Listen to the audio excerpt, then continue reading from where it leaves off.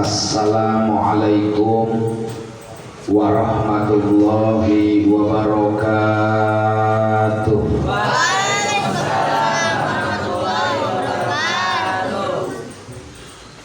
Alhamdulillah, wassalatu wassalamu ala rasulillah Muhammad ibni Abdillah wa sahibi syafa'ah wa ala alihi wa ashabihi wa man tabi'ahu wa mawala. Salata wa salaman daimaini mutalazimaini ila yaumil qiyamah. Amma ba'du, faqala ta'ala fi ayatihil karimah wa huwa asdaqul maqalah. A'udzu billahi minasy syaithanir rajim. Bismillahirrahmanirrahim. Ya ayyuhalladzina amanu kutiba alaikumus syiyam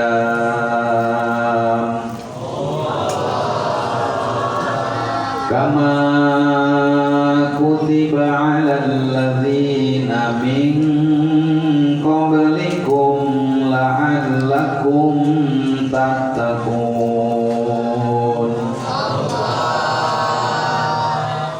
Al-ayah wal ma'na wallahu a'lam bi muradihi bidzalik. Wa qala Rasulullah sallallahu alaihi wasallam, man farriha bidukhuli Ramadan haramallahu jasadahu alan niran. Sadaqallahul aliyul azim.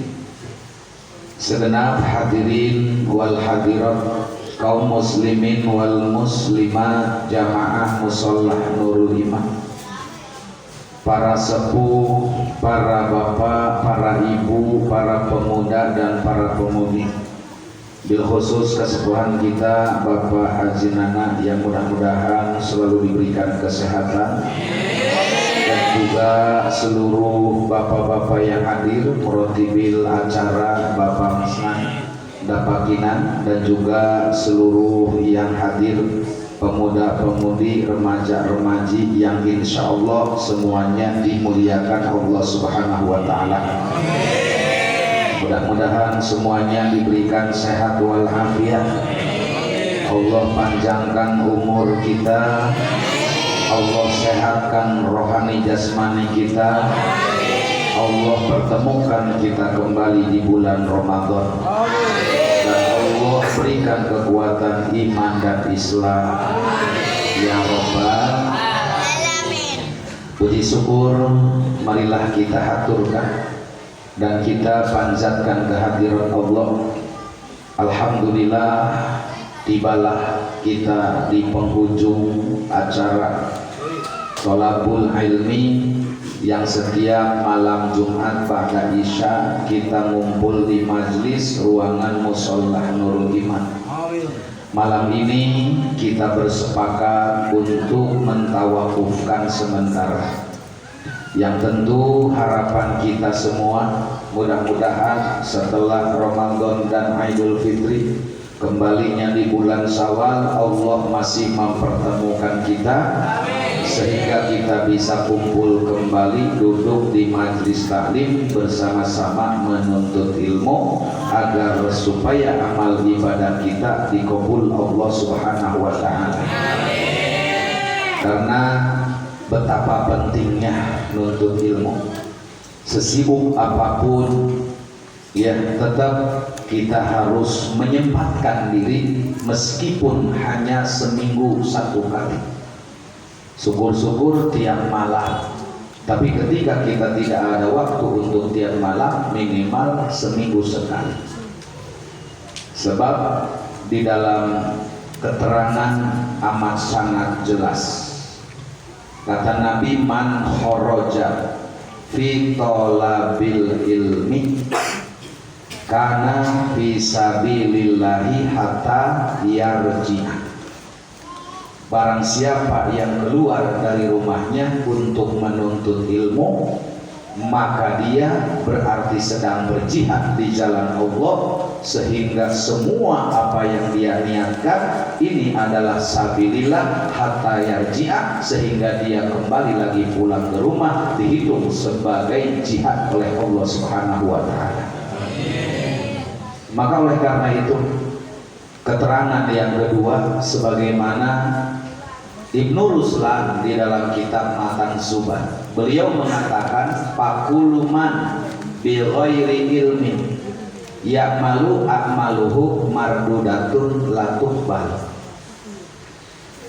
Maka siapa saja orang yang beribadah namun tidak memiliki ilmunya, maka amal ibadahnya ditolak, tidak akan diterima. Maka bagaimana supaya diterima? Maka harus kita pelihara, jaga dengan bersama-sama memperbaiki ibadah, dan ibadah harus ada tuntunannya yang bernama ilmu. Maka ilmu itu adalah bagian kewajiban untuk kita cari bersama untuk pengesahan amal ibadah dan mendapatkannya ridho Allah Subhanahu wa ta'ala.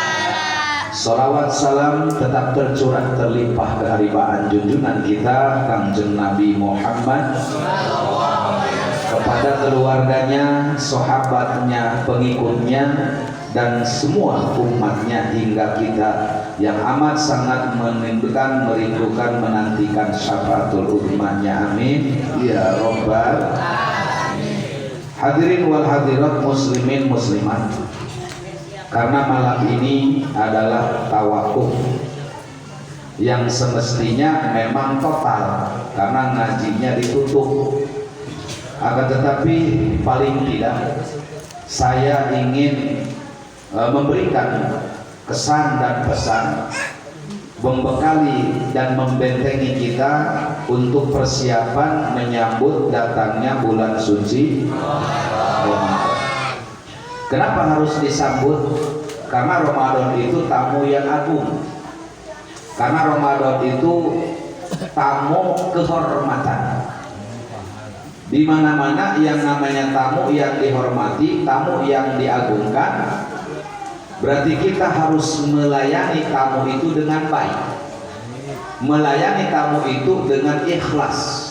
Melayani tamu itu dengan ridho, bahkan kita siap menjadi pelayan demi untuk menyenangkan tamu. Contoh, Pak Haji Nana punya tamu kehormatan dan ada informasi mau berkunjung ke rumahnya. Senang Pak Haji Nana karena tamunya tamu kehormatan. Maka Pak Haji Nana ini tentu udah antusias menyambut, mempersiapkan segala keperluan. Teboga diaya-ayakeun, dibelaan ngahut tautan. Yang penting tamunya bahagia, yang penting tamunya senang. Ini contoh. Saya bicara begini tamsil, nanti kemana nih arah pembicaraan saya gitu. Jadi kita harus mulai belajar ngaji kias. Jadi Pak Haji Nana ini senang dikunjungi oleh tamu kehormatan. Begitu tamu tiba di rumahnya, benar-benar dimanjakan. Apapun kebutuhannya disiapkan. Dari mulai tempat tidurnya, makannya, minumnya, semua. Dan dia rela menjadi pelayan selama tamu itu masih ada di rumahnya. Begitu juga kita umat Islam. Tamu kita adalah bulan suci Ramadan. Tentu kita harus ikhlas, harus ridho, harus senang, harus gembira menyambut datangnya bulan suci. Karena kata Nabi, man fariha biduhuli Ramadan haramallahu jasadahu ala nar. Siapa yang senang hatinya menyambut datangnya Ramadan, Allah haramkan jasadnya tersentuh api neraka. Belum kita ibadah puasa, baru nyambutnya doang, datangnya belum, melaksanakan ibadah juga belum, baru senang menyambut Ramadan, Allah sudah berikan informasi tentang keselamatan dari panasnya api neraka. Maka kita semua hadirin hadirat harus gembira, harus bahagia sebagaimana tadi yang disabdakan oleh Nabi. Maka pertanyaannya kepada hadirin hadirat, ini kita sebentar lagi akan kedatangan Ramadan. Pertanyaannya, senang tidak? Gembira tidak? Bahagia tidak? Apa sebabnya? Menang. Ditanya kenapa bahagia, cicing. Bising salah. Karena kalau jawabnya teriak-teriak takut salah. Nggak usah salah, nggak apa-apa. Ini kan kita di majelis belajar, di tempat belajar. Salah memang sudah tempatnya, ya. Karena orang belajar itu udah pasti salah. Ya kalau nggak akan salah mah itu mah belajar namanya, ngajar. Memang kalau ngajar harus benar, tapi kalau belajar mah pasti salah. Orang juga belajar sepeda pasti buntang panting. Belajar motor nabrak gerbong jauh. Ada orang belajar motor jawara. Aneh nggak? Jawara baru belajar. Jawara pendekan. Kan namanya orang kan belum pernah naik motor, jawara belajar motor. Kencang langsung gasnya. Dihantam itu apa? Tiang listrik. Bulat. Kejungkel dia. Ditolongin sama orang, marah jawara. Jangan. Jadi kenapa Pak? Emang dari dulu gua incer nih tiang listrik, baru dapat nih katanya. Jadi gengsi dia. Gitu. Ya. Jadi gak apa-apa jawabannya. Tapi kalau jamaah saya di sana lucu. Begitu saya tanya, senang gak dengan Ramadan? Senang. Gembira tidak? Gembira. Apa sebabnya? Dapat THR. Ya memang betul. Biasanya memang THR itu turun menjelang Ramadan. Sebab kalau nggak ada Ramadan, ada nggak THR? Nggak ada ceritanya. Berhubung ini lagi musim COVID, musim Corona, maka THR dipercepat di bulan Mulut. Ada nggak? Nggak ada. Semua perusahaan memberikan hari raya tunjangan itu pastinya di bulan Ramadan. Tetapi bukan itu sebenarnya yang membuat kita bahagia. Padahal jawabannya tadi sudah, manfaat di bulan Ramadan. Kenapa kita bahagia? Karena kita bakal diberi keselamatan, karena kita akan mendapatkan ampun, karena kita akan mendapatkan keridhaan. Itu jawabannya. Kenapa? Karena tidak akan Allah memberikan ridha, Allah tidak memberikan maghfirah kalau kita tidak melaksanakan taat, mengerjakan perintahnya, menjauhi larangannya. Jadi puasa itu salah satu rukun Islam. Ada berapa rukun Islam? 5. Ada 5. 1. 2. 3. 4. 5. Pergi kemana? Jangan ke Bandung. Perginya ke baik kalau diberikan kemampuan. Insya Allah mudah-mudahan semua jamaah diberikan kemampuan. Mudah-mudahan kita semua ditakdirkan, dinasibkan bisa ziarah ke tanah suci Mekah. Baik nanti atau kapan saja, kalau Allah berkehendak kita diberi panjang umur sehat, insya Allah kita bisa ziarah ke tanah suci Mekah. Yang sekarang mau boro-boro, jangankan yang belum daftar, yang udah lunas saja dari tahun 2012 tidak berangkat. Kenapa? Karena duitnya duitnya ku corona di bado corona, edan corona karena duit haji beke beki. Maka oleh karena itu hadirin wal hadirat jamaah rahimakumullah, dalam rangka mendirikan agama, konsep daripada mendirikan agama itu memang 5 kata Nabi. Bunyal Islam ala khamsin, berdirinya Islam dengan 5 sendi. Kalau nggak ada 5 maka dia tidak akan bisa berdiri. Seperti mobil rodanya 4, kalau cuma 3 tidak akan bisa pergi. Dicopot 1 dia pincang, tidak akan bisa lari. Maka Islam juga tidak akan jaya kalau salah satu sendi tidak dikerjakan. Puasa aja, sholat kagak, bohong. Sholat ada, puasa enggak, zakat enggak, juga bohong. Atau haji tiap tahun tapi enggak puasa, belum kena.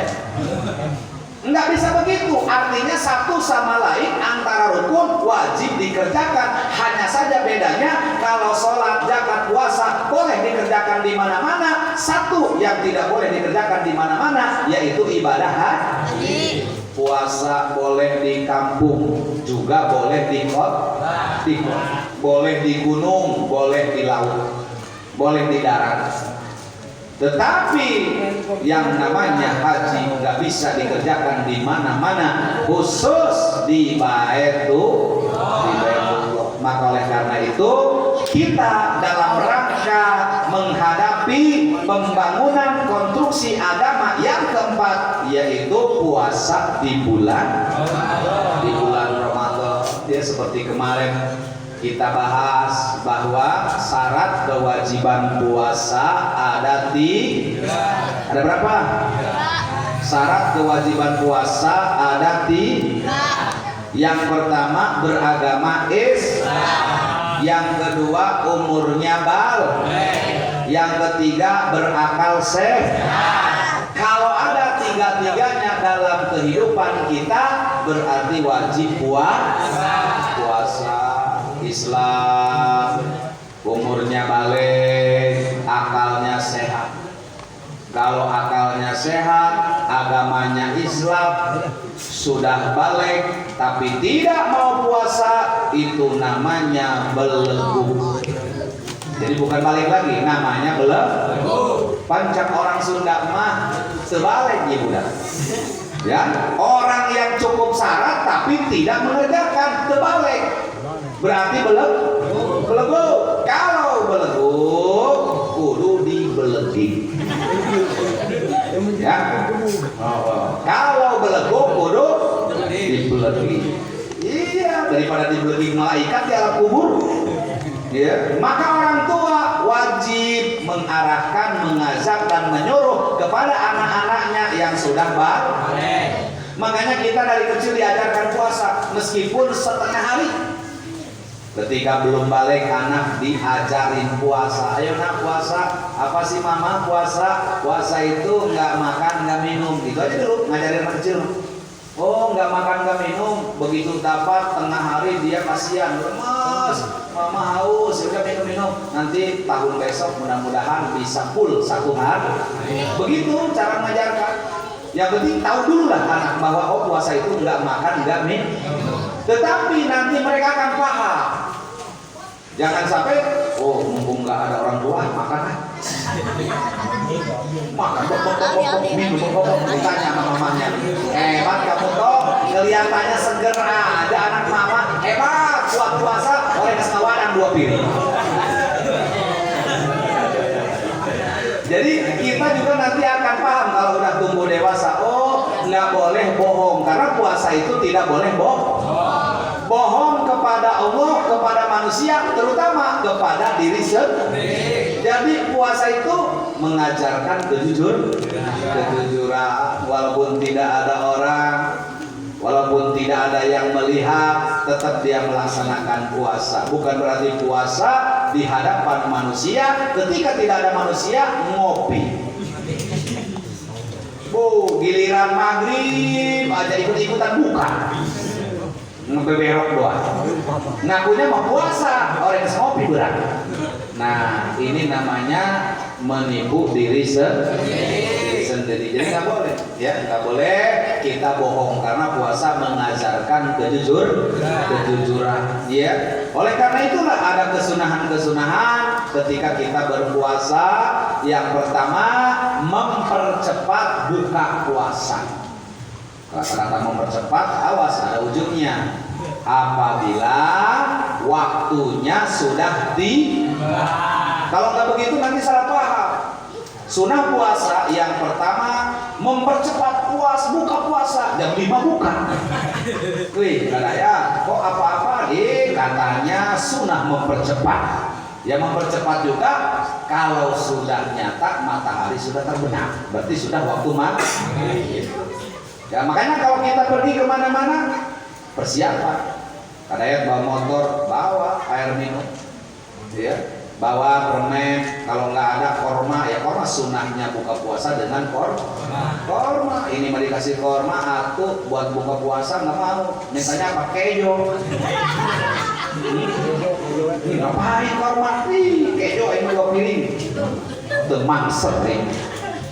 Atuh iya mang, kayak kejo iya mah biasa permulaan sunnah mah atuh yang penting mah asal syarat pembatalan gitu. Kalau tidak ada apa-apa, pergi-pergian, nggak bawa air, nggak bawa permen, nggak bawa gula, nggak bawa permen, bawa apa majikan? Bawa istri. Oh, bila mana ulah kenyotnya bilin.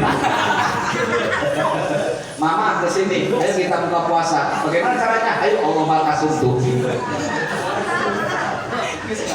Ya. Yang kedua, sunahnya puasa mengakhirkan sahur. Ingat, akhir sahur itu di mana? Jamnya jam 3, setengah 4 sampai jam 4. Ini mah mentang-mentang sunnah mengakhirkan sahur. Subuh ngawadang. Wih, kira-kira mang subuh ngawadang katanya sunnah mengakhirkan sahur. Atau bukan waktu sahur, subuh mah waktu sholat. Yang ketiga, tarku kalamil hazli.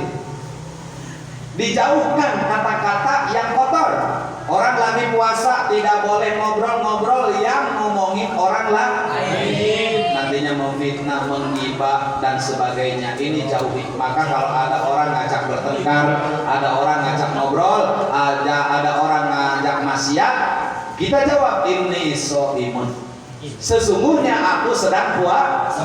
Maaf ya, aku saat ini sedang puasa. Maaf, cukup ngomong begitu. Kenapa? Biar orang paham, oh orang puasa itu tidak mau ngomong yang tidak bermanfaat, sebab akan menghancurkan nilai-nilai ibadah pahala puasa. Ya, maka oleh karena itu tiga-tiganya ini adalah kesunahan di dalam mengerjakan ibadah puasa. Supaya apa? Supaya puasa kita sah, sehingga dengan sah diterima, sehingga dengan diterima Allah berikan kita pahala. Ya, maka oleh karena itu kesenangan dan kebahagiaan dan kegembiraan yang harus kita tanamkan di dalam hati bukan karena uang, bukan karena jabatan, bukan karena harta, tetapi karena kita ada harapan untuk mendapat maghfirah Allah Subhanahu wa ta'ala. Maka oleh karena itu hadirin wal hadirat, jamaah musholah Nurul Iman, yang terakhir saya ingin sampaikan 2 kalimat. Yang pertama, mengucapkan permohonan maaf yang seluas-luasnya, yang selebar-lebarnya dari segala kehilapan, baik itu perkataan ya atau ucapan, perilaku yang tidak berkenan di hati masyarakat, baik yang aktif maupun yang tidak, yang di rumah, yang di mana saja, terutama yang aktif. Maka saya atas nama pribadi malam ini dalam hal tawakufan mohon dibukakan pintu maaf yang seluas-luasnya. Yang kedua, saya mengucapkan jazakumullah khairan katsiran, ucapan terima kasih yang teramat kepada seluruh jamaah, bapak-bapak, ibu-ibu, remaja-remaji atas kerjasama dan dukungan baik material maupun moral hingga tercapai dan terwujudnya tolabul. Sebab kalau tidak ada persatuan dan kesatuan, tidak ada kemauan, tidak ada kesepakatan, tidak akan terwujud suatu majlis. Maka terbentuknya majlis karena ada upaya dan usaha, yaitu persatuan, kesatuan dan kepedulian. Maka mudah-mudahan apa-apa yang selalu dilaksanakan moral material dari semua jamaah, mudah-mudahan rezekinya dibalas dan dilipat gandakan oleh Allah Subhanahu wa ta'ala. Inilah yang dapat saya sampaikan. Mudah-mudahan kita ketemu lagi nanti di bulan Syawal dalam keadaan sehat wal afiyah. Allahumma shalli ala sayyidina Muhammadin fil awwalin wal akhirin wa barik wa sallim wa radiyallahu ta'ala an kulli sahabati rasulillahi asma'in. Amin ya Allah ya Rahman ya Rahim ya mujibas sa'ilin. Allahumma barik lana fi Rajab wa Sya'bana wa ballighna Ramadana bil khair wa hasil maqasidana wa ighfir lana dzunubana. Allahumma tawbil umurna wa sahih as-sadana wa sihatil badanina wa quwwati imanina fi hadzal zaman bil barakah wa husnil khatimah. Subhanaka wa bihamdika astaghfiruka wa atubu ilaik. Shalli wa sallim ala jamil anbiya'i wal mursalin walhamdulillahi rabbil alamin. Wassalamualaikum warahmatullahi wabarakatuh.